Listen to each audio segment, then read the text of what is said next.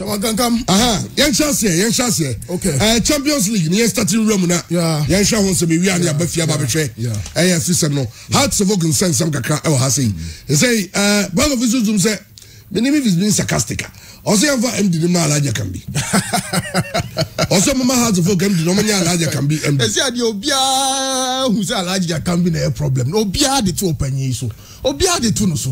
Mentia said the last time, who somebody me catch Alaji say, Alaji, send your mouth for see bo din or hasi mui. And count nine China, Bonnie Benny Bessie. Obia say Alaji. They say, Nipa me no running show no. Vincent so dote. Omanpenyi no as deputy communications minister and wabe board and wabe has folk and Alaji Akambi. Interestingly enough, Alaji Akambi crowd more power. I will have to work board so a chair opinion the you know in terms of shares. Nipa bako or shares kesiye pa. I will have to work board so Frank Nelson. And Alaji Akambi is so powerful to the extent say I say some no ye who send ye see kano.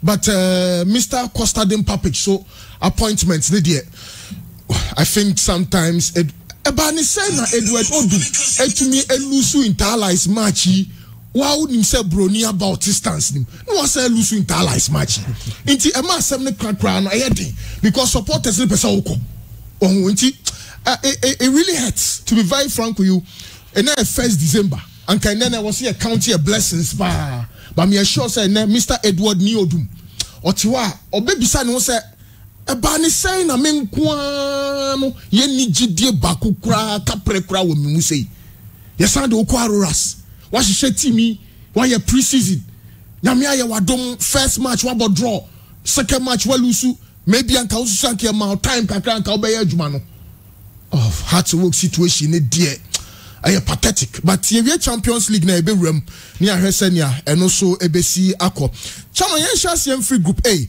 na ye check group A table na Bayern were 12 points omo de qualified ada Atletico were 5 Lokomotiv Moscow were 3 and Salzburg were 1 into big game nankasa ni Atletico ni Bayern Asia were Wanda Metropolitano na sa grow we no e was the facts ne to ansa na ewura game nim na what when ya ho ntiase e san say ukyerɛkyerɛm no anfa facts na nka ho a wan hwa o kwa akobeti a obey mistakes kase.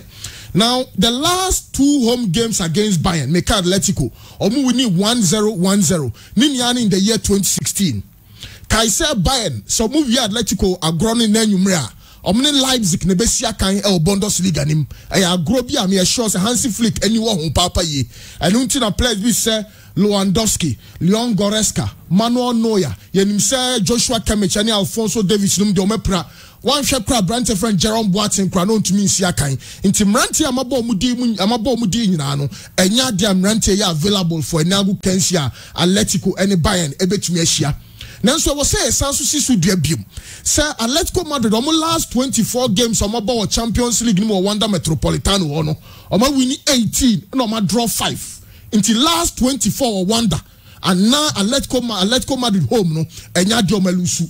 In fact last 11 home games kra no winning 9 until Bayern a call very strong team. Bayern a share 41 goals in all competitions. Conceded 22.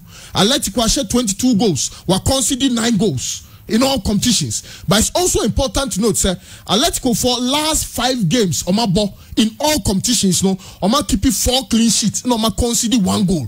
Into a side that defensively they are doing well, but again in terms of the number of goals, because Bayern is a free scoring side. And when I may have said Jano Black. Hemesu any current that Lordinum Renan Lordinum omo ebet me ejina animu ahese chopomotinum entumi to twat because a big question was here beside ho now enano esanse Lewandowski nenum ne Leon Goretzka num eni ho no e win at all costs for team friend Atletico Madrid so ya hwe nim say akola bi friend Musaila obeginam Diego Costa, Douglas Costa, Bejnam, Chupomotin, Bejnam, or ball left back your friend, Bruno Sa, or no Subejnam, most likely Sir Brante friend Alexander Nubel, or no Bayer goalkeeper, because Mano no make it trip no. Now the players was Atletico Madrid for her year. Kingsley Coman and Segnabre, Mrante we don't make it trip no, and those are the dangerous guys. I was Atletico Madrid for no, or more. So me check it Bayern for away performance in the Champions League. Omo share Locomotive Moscow ka mienu ma mo timu baako. Omo share Salzburg ka nsia ma mo timu mienu. Ye hwe Atletico force home performance na. Omo share Salzburg ka miensa e ma mo timu mienu. E na fie no omo sanso Locomotive Moscow e ko atipenko no score 0-0. So the last UEFA Champions League game Atletico Madrid ball wonder no e ko 0-0. And that's why yes, of course, weekend way omo 12 Valencia ko show mo e ka baako a omo ntumi anti Tony Leto na show own goal. Yes, that's fine. But it looks like Atletico Madrid goals no, and of course Champions League in Pempens where Adria buying I was Atletico winning at all cost. Now I was Salzburg forced to me shitty my friend Locomotive Moscow because Locomotive Moscow elbow home. Salzburg forced who show more games I'm gonna buy near Atletico boy now. I Chelsea they were just unlucky. Sometimes in experience in the Ekuomo into Locomotive Moscow Salzburg game no, a very tough. Bayern we need 3-1 weekend we against Stuttgart. And in that performance, no, now you're very solid. But Atletico Crano, our injury concerns, Kakra, COVID-19, Munsem, Diego Kosta are unavailable. Brantia Freno, Luis Suarez are unavailable. Lucas Torreira, Hector, that's Hector Herrera. Honestly, and of course, Shimi Visalco. But Shimi Visalco, no, a sense current 3PA free space by Nintino, Onu Shimino, on Shada Nyabimo. So a lot of the expectation will be on João Felix, Washer 5 goals. In fact, in the last weekend's game against Valencia, Obo João Felix no bo Thomas Lemar and Carrasco so a very good player. Yenimse Marcos Llorente with 3 goals. In Nesu a history making day for Koke. It says an 100th game no babebo our Champions League. Saul Noguez and of course Angel Correa. So that's a fairly good side. But without Suarez, without Lucas Torreira, without Diego Costa no, and ma grow no ne kanu yedin kakra. But the good news they say, of course, at home our wonder hono.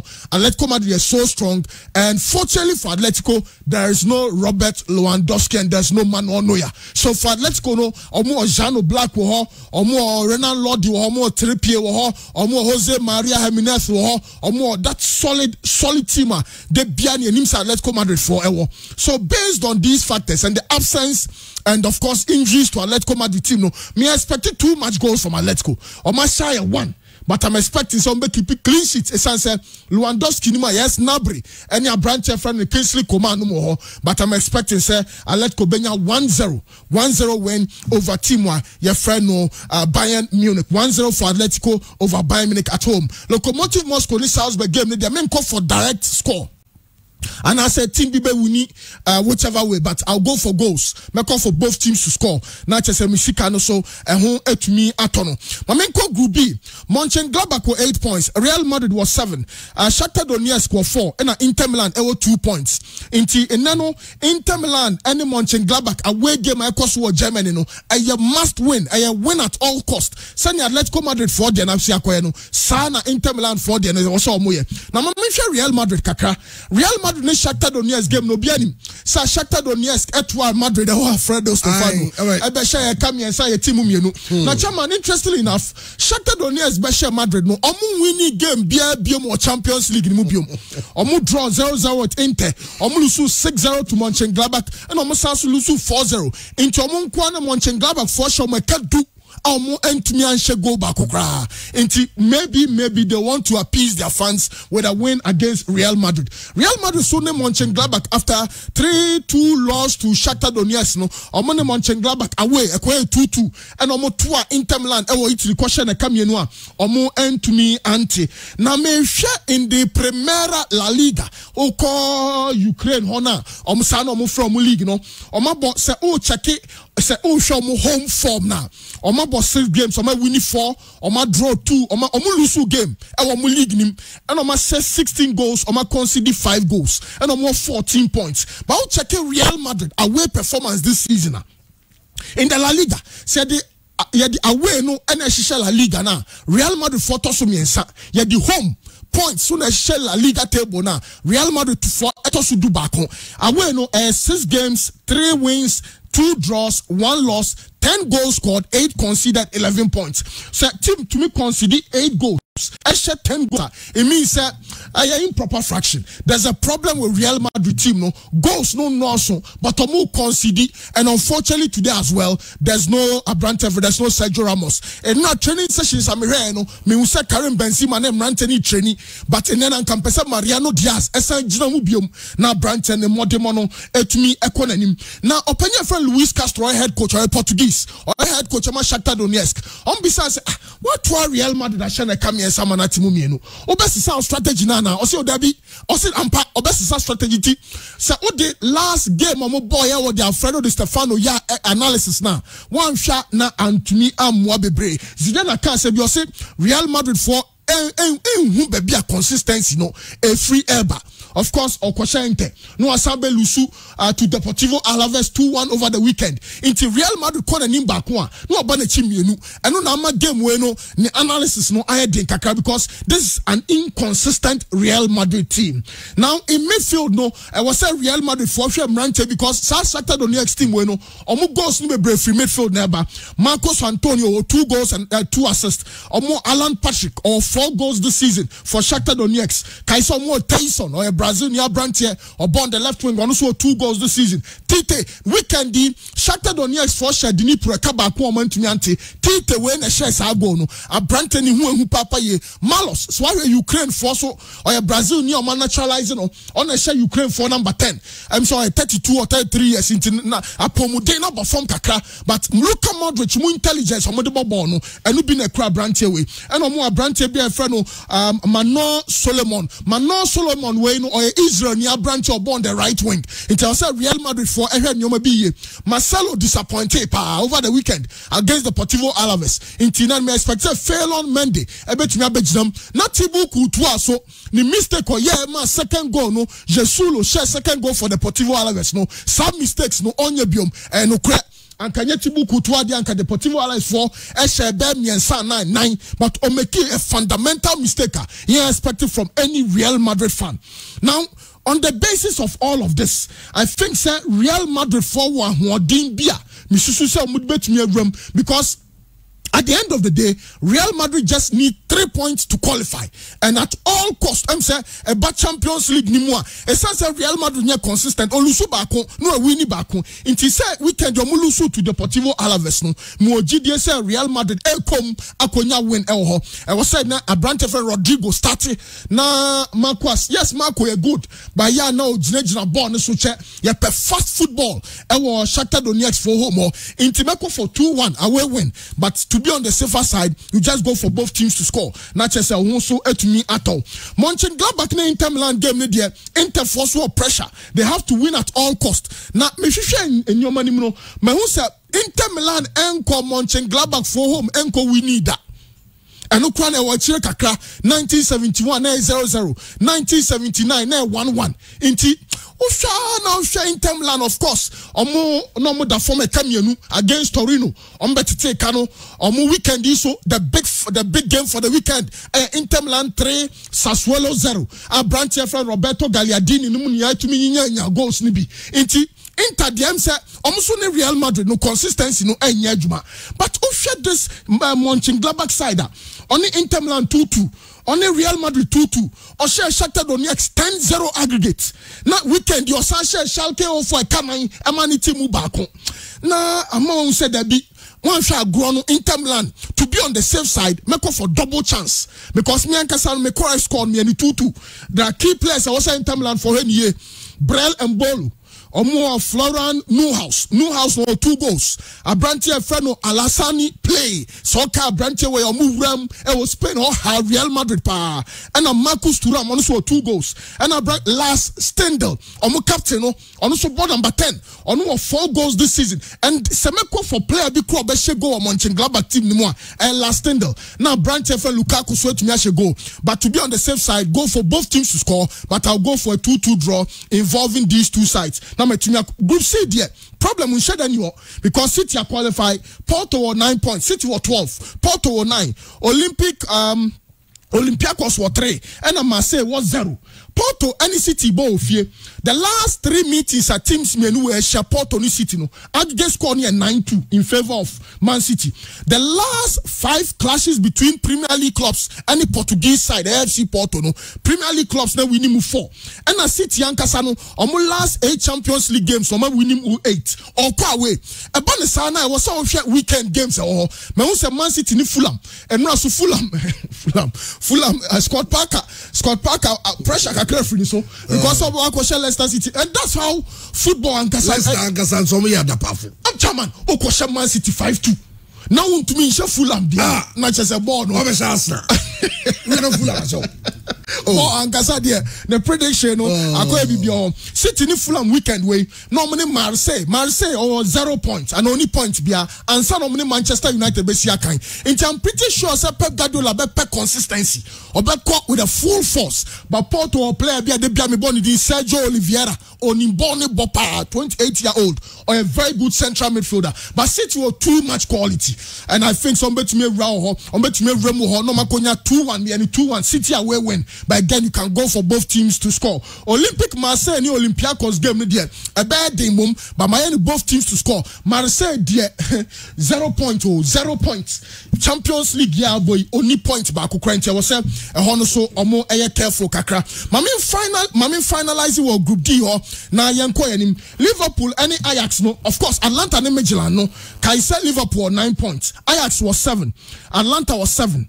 Midtjylland was 0. Into Atlanta Midtjylland no go for first half win, second half win over 2.5. Duvan Zapata to score. And no was me check it out na me here. Say so nkwadanka no nkwane better make because and constant Atlanta beshe Midtjylland bebre chairman bebre say oh yeah fan say be 4.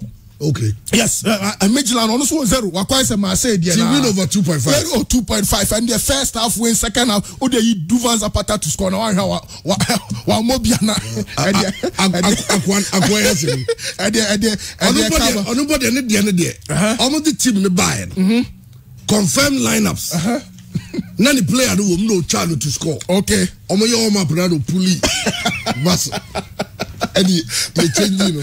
That's not yesterday.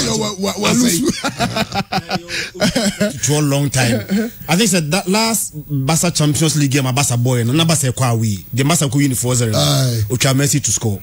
And a coach in Messi will we can deep no Sado money to score. You're starting but not bench. So Liverpool any Ajax game. That is also going to be another interesting. In fact, of all of the games this week, I don't know shipa. I don't have see a go. Oh yes. Oh, the chairman. When me cry me and a double chance Ajax. But I make sure chairman. Born say Jariba boy, I am go through the tactical analysis. Because double chance Ajax. The last time we share, Liverpool share Kabak woman to me and took Kudos Mohamed Prantem. Saying a Liverpool for without the ball. Ajax created all the chances. Absolutely. Without the ball, saying a Liverpool for Bayer, Emrantiam Sano, bounce omo cover wings so into the smartness in club. Say Salah ni money, any maybe Firmino no air cover trainer. Maybe the central midfielders. What they also need Odum. I didn't mean when they say, Obi, I'm train on with anymore. Yes. Size space is a dominant. I'm not training on my cover. Yes, so this without the ball. Yes. And me sure say Coach Biano, Officer Sadio, so cry wingers, and now bought 3-4, bought the 4-3-3 formation. Now cry Jemfi, cry Godfrey Siama, now cry Kwame Poku anymore. O central midfielders me and Sano, and also mu cover size spaces na gaps na, or midfield or attackers no major ewe no. San now and central gaps no, and was say omu closely. Let's move on to the next picture. Now Ube who said Ajax for no a sansa Liverpool a chiro ono so no omo a kind domuntem and in the first leg that was what omo no musu Dusan Tadic in Pempino obejina 4-5 nintem omo sa space no so I was say Liverpool for a careful kakra that's why they love to operate say defender no on defender next no no ne blind side ono e ho na bo say Dusan Tadic David Neres Forsberg Emil Forsberg e ho na ya omo pe some be gina into say Liverpool differ especially when there's no Van Dijk I'm sure him say ne Fabinho because we can be Obo Phillips any Fabino and or totally dropped Matip into a show say Matip besa bebium na Matip ni Fabino ni Andrew Robertson no about James no omo James Milner omo James Milner now onya right back bia ne modemo because one year careful I'm running to so the spaces between Liverpool for defenders no Ajax answer for no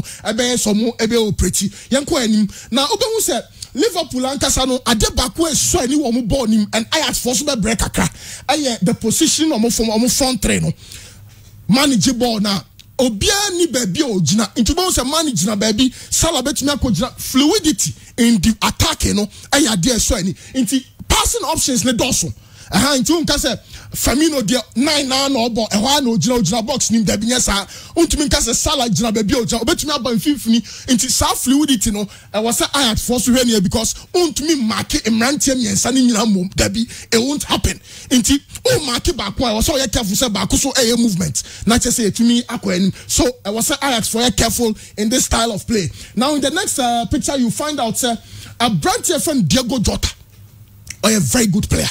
No ball no otumi run fifini wakwai say yawa no oje ball na otumi ban fiti o ye defender na wadwe ya say Liverpool ball no de bia wings no mo ball na why a mistake Diego Jota nko abema and Diego Jota na be make a difference no na nwure obemu a obe make so much of a difference for team my friend Liverpool.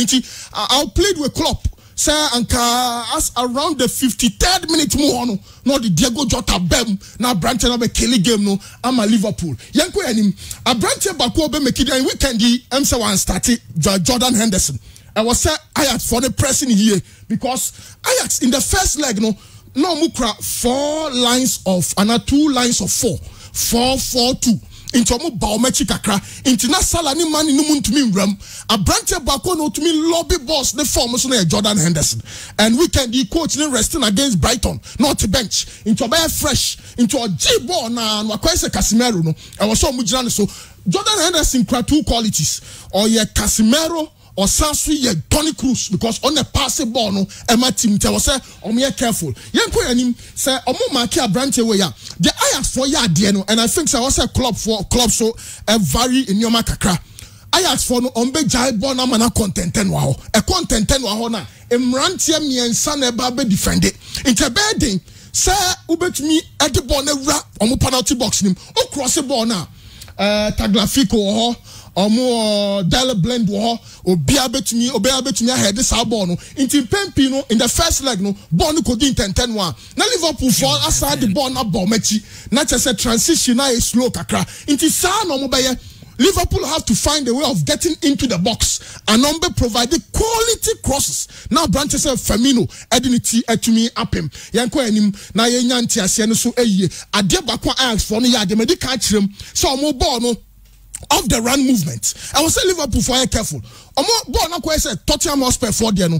Hurricane Airba Nechino no obi Rabox. It gives the one with the ball 2 options. Yes. So either to pass to the old no, and that's say you lobby ball no nipa no running. Yeah. Into only smart defender. Only the beba say a branch or beje ball no, but Sena all running. Into I will say Liverpool for you very careful with this sort of approach from team my friend Ajax. Now let's move on. Then we'll get to I know Dele Blend to the tires are there pa Ukrabon and the left no emu there. Into I will say and they'll press high. This is an Ajax team one. After the second minute, no more pressing, man to man oriented pressing. Into Emma Trent Alexander-Arnold you see long balls. Into I was say Liverpool for nyabotre. No more to make at the ball room because pressing the Ajax for ever pressing. Yanko enim na yenya entiase no so eye Dusan Tadic. Abrante ma boni di oni David Neres. Omo baby aye omo tai gina omo gina 3 no any 4 in term 5 any 2 in term ubonso omo gina who say 2 na mark no say 3 no na mark no say 4 na mark no omo operating those half spaces into one quality troopers when say Liverpool for so no omo use high line into nano Liverpool for here high line no ye de bia na obebo high line eya no oba chire kakra sit deep a bit na because David Neres no speed Osasu nimbo Brazil ni abrantie Dusan Tadic swap Premier League na bo Southampton na we were quite leader ho into was some careful no mu say no betumi ni abrantie we so etumi edie. Now let's move. I guess that will be the very final one. Now yet to me enya entiasi as far as okay, so that's it. Now yen room as far as game no air concerned, and this is where it's very tricky. Ajax unbeaten in 11 away games in the Champions League.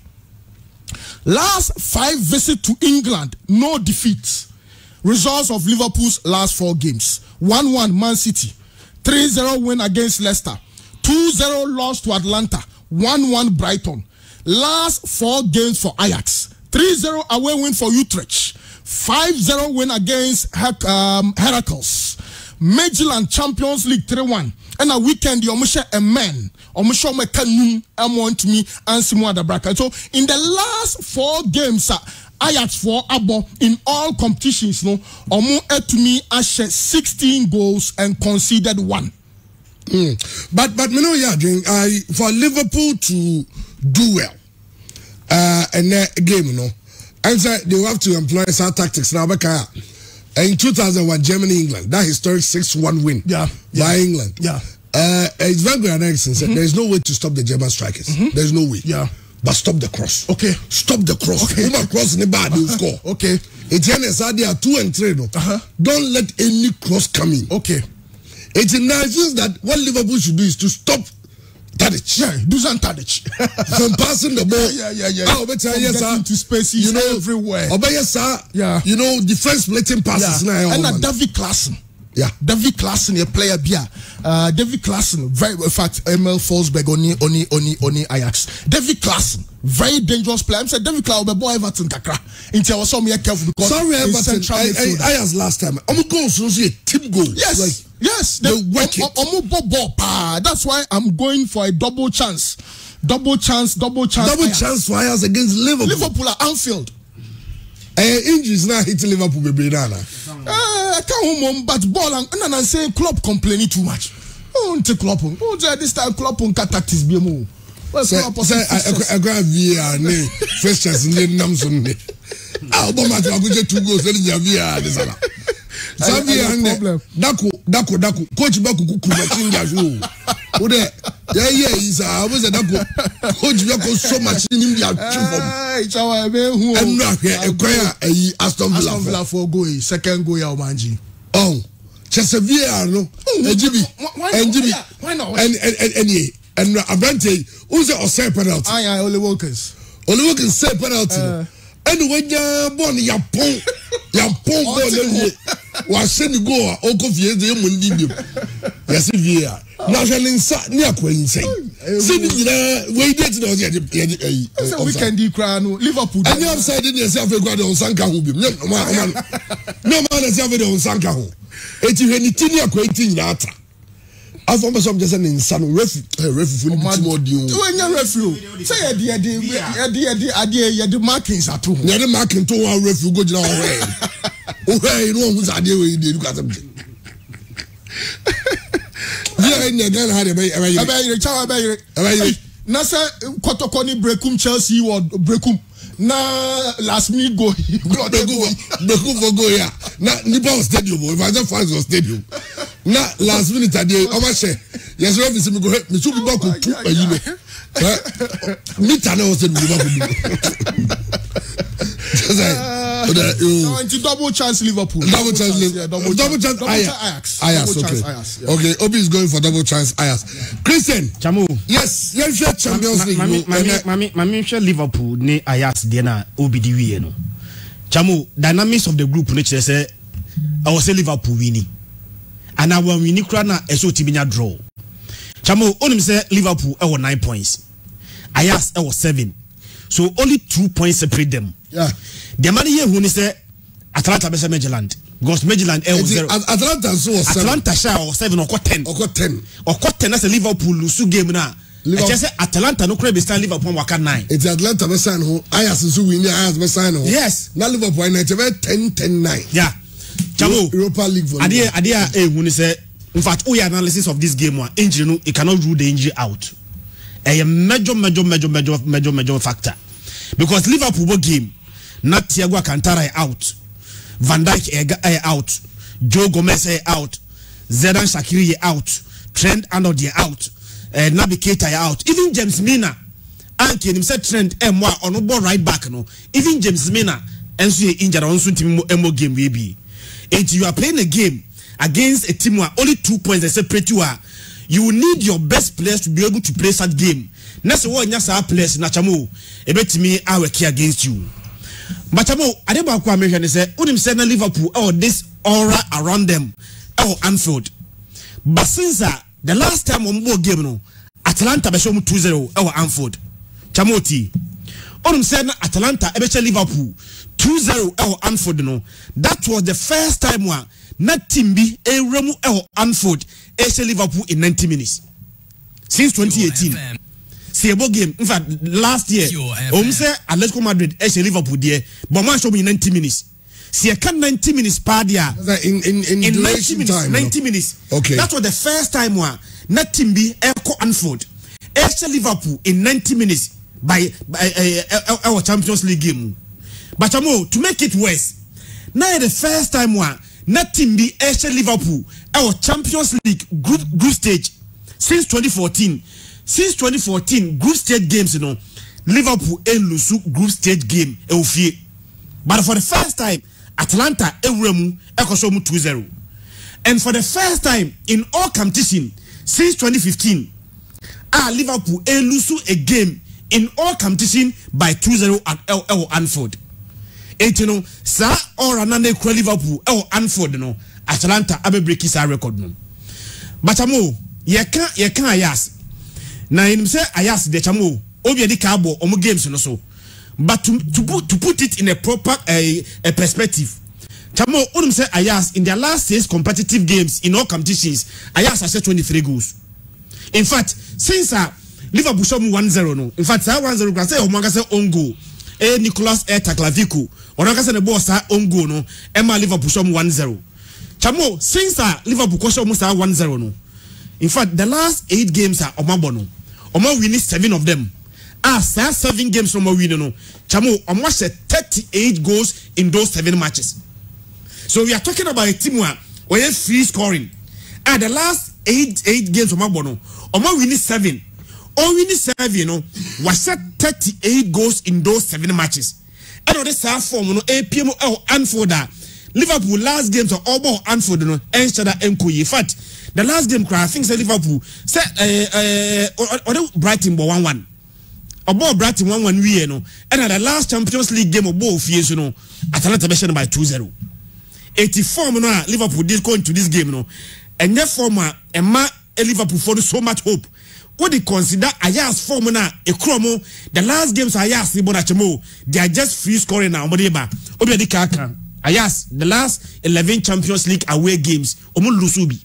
Obelusu ofie but kwa we on lusubi oba Premier League mu nkura na obo England chamo 5 away games obo Premier League no chamo on lusubi oka the last kamata oba Premier League no the last obo England on Chelsea 4-4.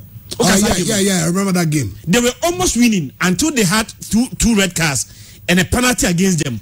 At a point in time normally did Chelsea by 4-1. It's so but England they fare very, very, very well.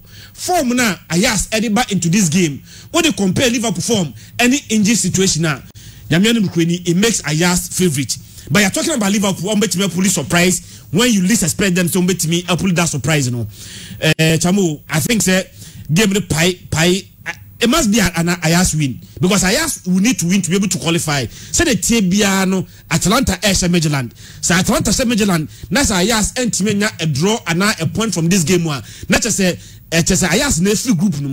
Ayas in the last good this game so from the Chrome de Chamo. So Ayas any a point and even a win from this game one.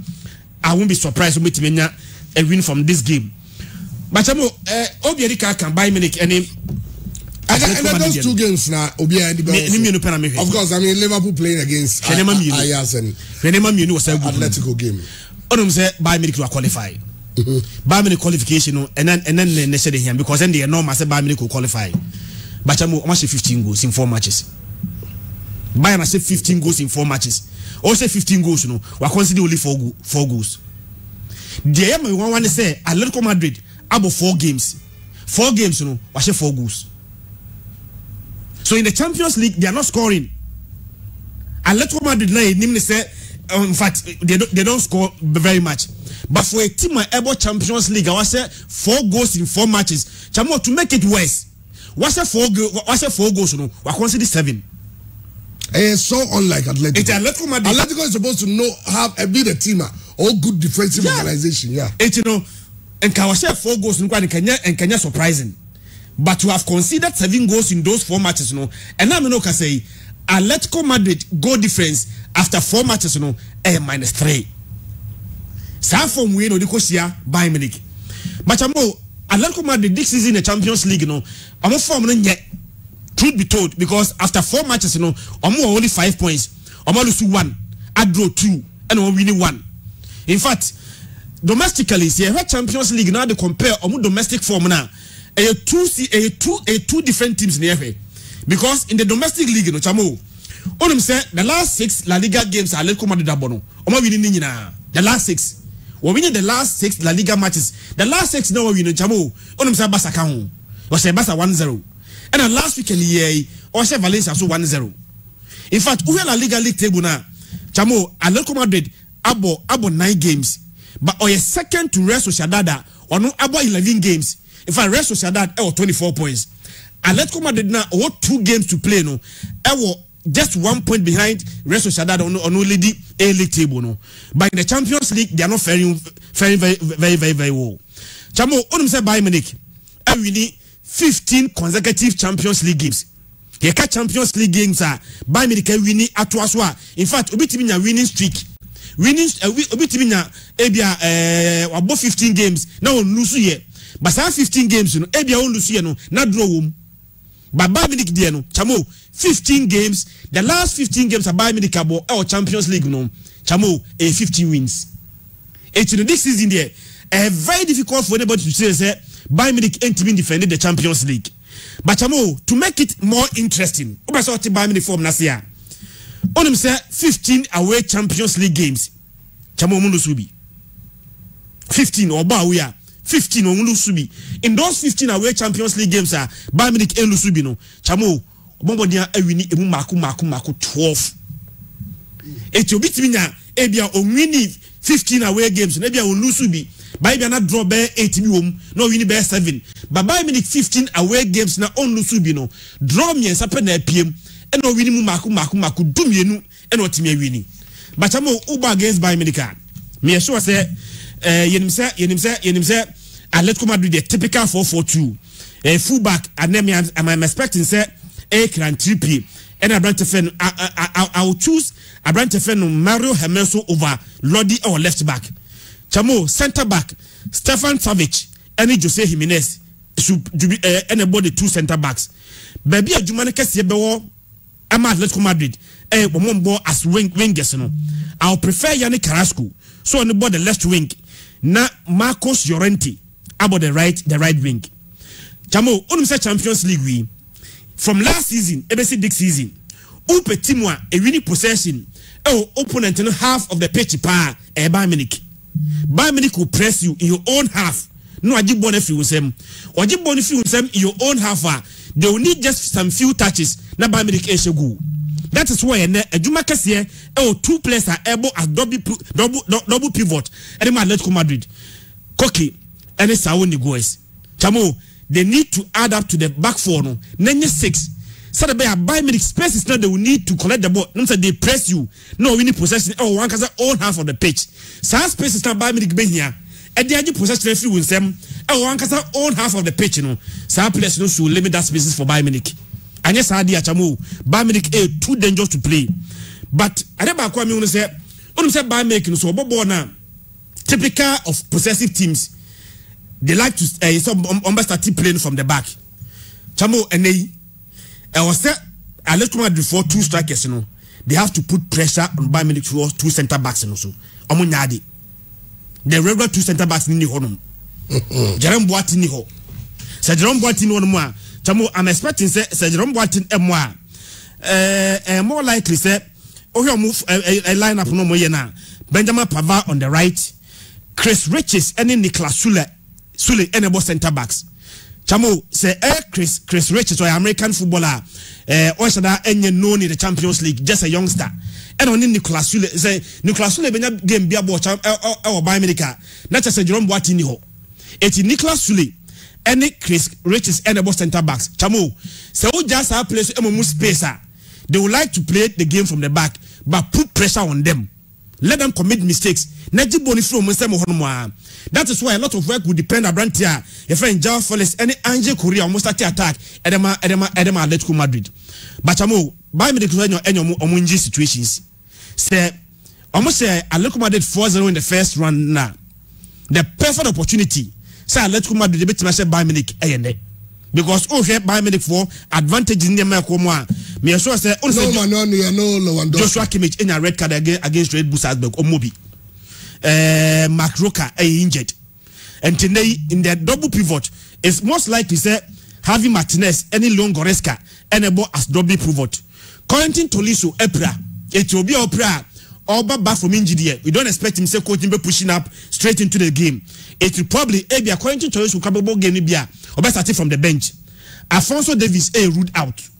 It their left back no or the David Alaba call left back no about Chris Richards and Nicolas Sule as center backs. Chamu sa defensive network we there. Sa don't come to take advantage and me and Bayern Munich and Nadia. Me so meet match any other day. Well, and the Champions League. There's no Lewandowski. But in the absence of Lewandowski no or Thomas Muller, Leroy Sané, Douglas Kosta, Kingsley Coman, Serge Gnabry. That is where Bayern Munich is too dangerous. It is almost has spaces, you know. Oh, one casa own half of the pitch. That is why Bayern Munich for Omoji Bonifu one casa owns them. Oh, one casa own half of the pitch because of this place. The way they will press you and take the ball away from you in your own half, no Chamo. I think the perfect opportunity for Atletico Madrid to match Bayern Munich and because of the injury situation. And I think I'm going to say because in the 4 Champions League almost only 4 goals. But I think they need qualification. They will need to qualify. It maybe a 1-0 win for Atletico Madrid against Bayern Munich. Chamu sure bet. Well, na share refie. Some Asante go team na ba be Ghana. The second leg. Ya won somebody by finish up abontin say Konokone has go na 2 games are almost keeping almost postponing indefinitely. Na say omo be date fufura ye bebo. But in the meantime, the date be anyhow. Inti down the Babantino. Na yasha no sem. Ojaka kotokone media my about this Sunday. Inti ama media my for arrangements on some hazakes. A boy friendly. Said be omonson traho. I don't ever how we be but then your main focus will be on Hearts of Folk. Hearts of Folk. What is happening in Hearts of Folk? Report said there's been a meeting and there's a sort of the board chairman of Hearts of Folk. Na Kosta Papic and Odum and in Accra Alaja Cambinum. Na the attorney say Edward Odum has been told. Reports are yet to say that Odum will not be the assistant coach of Hearts of Folk, but rather he will be the head coach of the reserve team, that is Aras, the youth team of Hearts of Folk. And Asaribedia will assist Kosta Papic, who will be the head coach. Initially, we got some bomb to technical director. But it's a head of a structure there. If you are the head of the technical team, Kim Grant, more like technical director, but will still be the coach of the first team and our manager of the first team. Into news we are gathering, they said the new structure of the technical team of Hearts of Folk saying about Kosta Papic will lead, Asaribedia will be the assistant, and Edward Odum will be assistant coach. Also, but he'll be in charge of Aruras. So, what's the structure? I say, Odum still works under Papic. Because Papic is the head of the entire technical team. It's Edward Odum, Papic assistant, but not with a senior team. It's why they recommend Isaac Asaribedia. Some company free Chelsea, mra. Say Odum. So folk, it's not recommending no so be assistant coach. So recommending so ya there. I don't know here no muse and power ya there. But say as it stands, then report say Odum is not happy. Of course, I mean, and obviously you won't be happy. Nobody will be happy with what is happening. But how to vote clearly any GDA Odum so between you. Odum the castle of league now still many GDA. Also about me alusu bako a draw bako.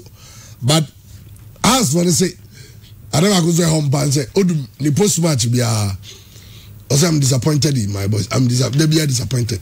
Somebody just say fix the problem. That is why you are paid. Kosta Papic is going to be the new head coach of Accra. Now, wait, and you're a park official. I just check go can you neck some supporters. Park official say some papa Kosta Papic no na senior no and maybe 2008 2009 Juma obo ya echiro yehudi akoba ya a permanent fit no answer another coach the abafa legeno okoi 10 years almost 11 years mun yo ntina akonya na abasa so babio a yampa gba na say mpedifo no banye Juma ba first no ye ma no a otumi efa so an wa fa league na wi dada nti yampa gba na say ne management board no banye say Juma so no ma papa no otumi dia kodeni coach no do na supporters do na any confidence on mo nti akoba say omu yi na memo de aka makasaka managing tumbo so ya assistant on per baby mfa no now assistant no so there well is our assistant but in charge of Auroras any institution omoye ya man kwam ku former captain of Hearts of Oak ono so say o ye sure some penifo ni ndomo hu Papic ma eni nti omo de naba penifo omo ni mute and omo feel say this around no dem abo ti top prem no e beboa so me say aje on be ya e beboa bia no me obodo am a former player but I no make them a supporter as well and so in the day ya you know you need to bia no you know you peaceful but then when them go you that they will criticize but then say on be no na be ye bia na be cause bia why no even if you were the player director ni assistant coach na say and then cause one maybe who say football is about players. It's not about team, it's not about management. It's about players because all the data because I said for now no sure at least you know 24 years don't bet me I recruit two players I don't bet me administratively but then when it all boils down back to a pitch you know it is the first time now there boss forgetting that so I don't bet you got the park no so no actually say am 24 years juma 10 years na ejuma director ejuma treasurer ejuma where ejuma place ne be masa the time money na ejumi that they going to fulfill all those gifts it remain me say I don't need to press now some you know no deliver well I know ya man kwame ku the captain and also former captain of Hearts of Oak Name somebody to with respect to the current situation our Hearts of Oak this year they say Kosta Papic is taking over as the head coach of Accra Hearts of Oak. Hearts of Oak and Ankasa clearly. You know Hana Ibai coach was going to Portuguese my eating cry Vaspinto Obayo Sakoi. It's not just a house and penny for no man say Omu be coach of Baba Bejuman. But no mean ye been to an Odum. Yeah. And I know more accommodated because clearly Omuni GDA Odum. Another thing so about with Hearts of Oak omo MD no so djumadi no ye nyina nim say Frederick Moore is likely he will not be coming back or leave there but wasa apply for extended leave I'm aboard na granted the amano na eno enen sensem bi e ba ma be kinkan yo bi a kire obi ene Christian ye tie form tie nkan nyina na part of sunsun de o say kebaya omofa MD no ma akambi no onye your board chairman wa a lot of MDs and this time me give say and so ko baby abio as so hwechi na say be hwechi a ye hwe the members are no mu ye dwuma no mu nia osafata we prove so truly but man kasa jinitum ana no so no and say betwim nyina ama fanisem ono ma yeduma ama mo ne kan ne kai ama mo ne nkan so sa so bi na akogya no enti meso just to be empower Alhaji Drama Akambi as the new MD of House of Oak above what team no pa if you say we see eduma no second time our Namstrong Gerard our we need to go abatono Frederick Moore abatono okroma I mean Makunina abatono okojano and never Moaba ono so ko odo try okojano and this time me to say Akabia get that experience ye na obi an say me to we Akami me na nka ba ma me dia say dia ya no kore no as I said the two baby evento can be for MD now and Mesre your board chairman so consider this proposal now I can do you come I can be for MD now I know bag of his okay I mean so many comments they say currently I mean they are close to the heart of the situation and I know say a lot of the heart of the fans and yet too okay now I say there is no unity at the club till Uji starting from the board, management, planning board, and supporters. 2, I didn't hand over to Alhaji Akambi, but rather Mr. Charles, who is the commercial affairs manager. So if Akambi is now working as the acting MD, then that is news to me. But notwithstanding that, Togba Feder is the owner and he can do whatever he wants to do. That I don't care, said Mr. Frederick Moore. Okay. Serious. A very serious statement from Mr. Changing a coach, likely to have a new MD. Yeah. Has a vote. No. They should have done all these things. Absolutely, especially with the appointment of Kosta Papic. Why wait till 2 games into the season? Pre-season. Or signing players, of course, player patches there beyond, even it's beyond the CEO Frederick Moore. Intimate sure said Odum crunch a lot of influence in the players signed. But say Kosta Papic in the bet me now. Why didn't you appoint him way back? Why do you wait for all of this to happen? Now check it out to work from 2014 to 2015. The 2014-2015 season had to work signing 35 players. Yeah, moving to the 2015-2016 season, players are mutumi graduating from 2014-2015 season to the 2015-2016 season were Tete Lugard. No, the only player who graduated from the 2014-2015 season to the 2015-2016 season were just 2. Muntawakilu, Seidu, and Sulama Abdullahi. Official defenders are graduating from 2014-2015 season, 15-2016 season. Ruben Yani, Joseph Owusu Bempa, Fatao Mohammed, Isaac Odro, and Vincent Atinga. Midfielders are to be graduating from 14-15 to 15-16. Leona Tevia, Ashite Olenu, Richard Yamwa, Eric Kumi, Paul Akwa, Thomas Abe, Isaac Mensah. Strikers, Kwame Kizito, Fovi Agudi, Kenneth Okoro, Salasi Ejei. Out of 35 players for the 2014-2015 season, players are moving into the next season. 1, 2, 3, 4, 5, 6, 7, 8, 9, 10, 11, 12, 13, 14, 15, 16, 17, 18, 19. So had to work Eja close to 16 players. Omuja Omukwai. That's for the 2015-2016 season.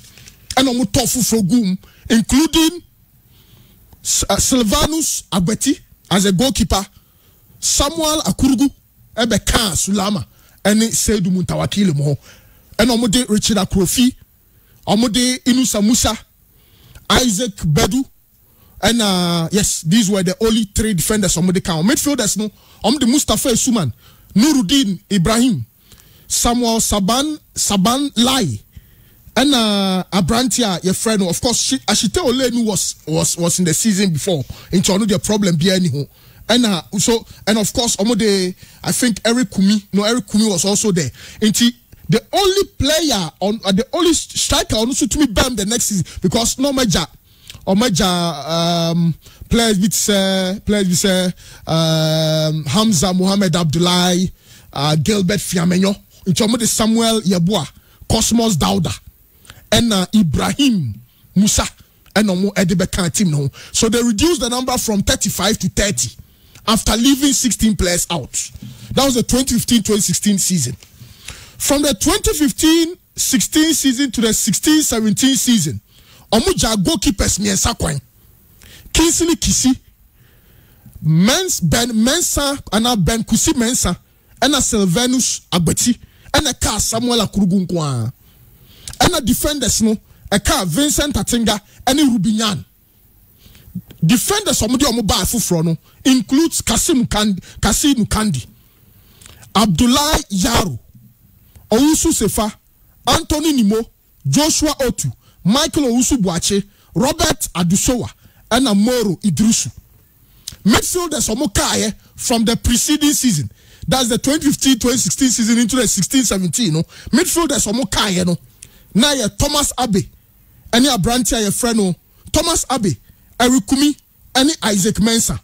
Into Omo Richard Akrofi Ebaye.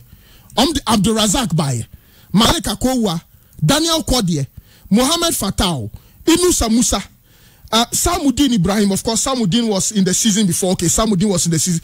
Benjamin Afutu. Into the bare 6 extra midfielders. Ebekao.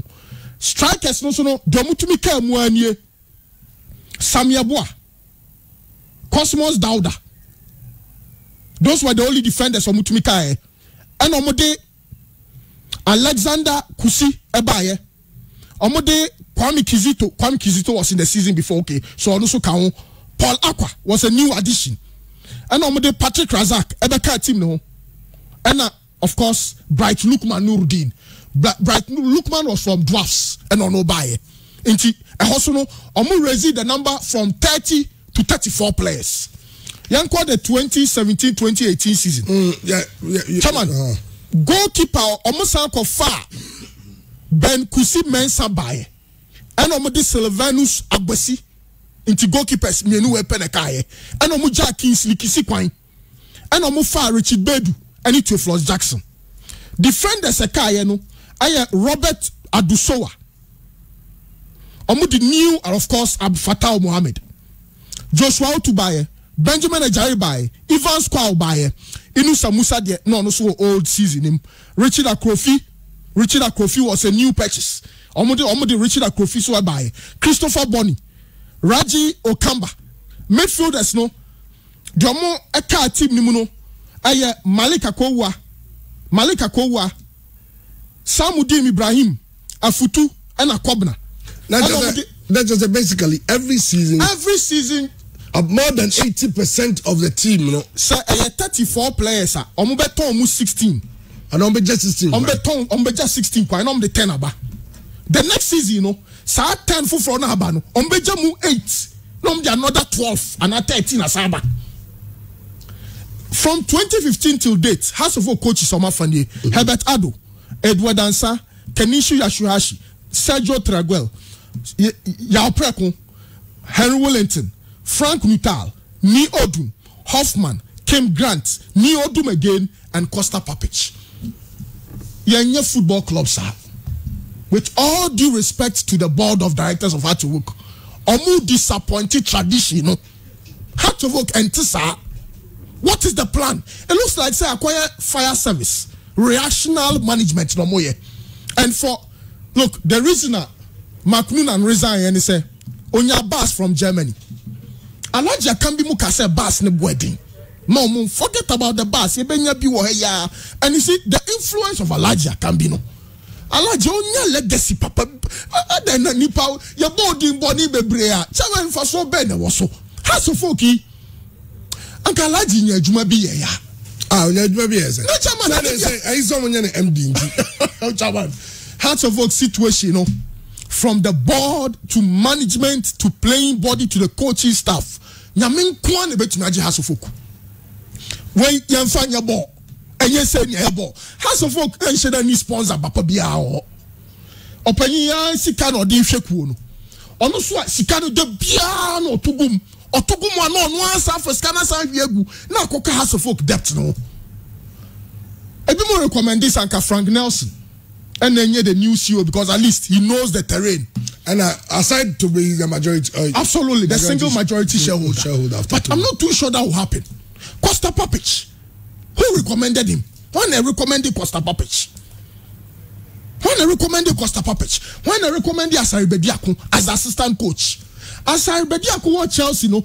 I'm not be some who didn't Chelsea for Pamono. I have some folk Makofano. It's a coach about a new set of players.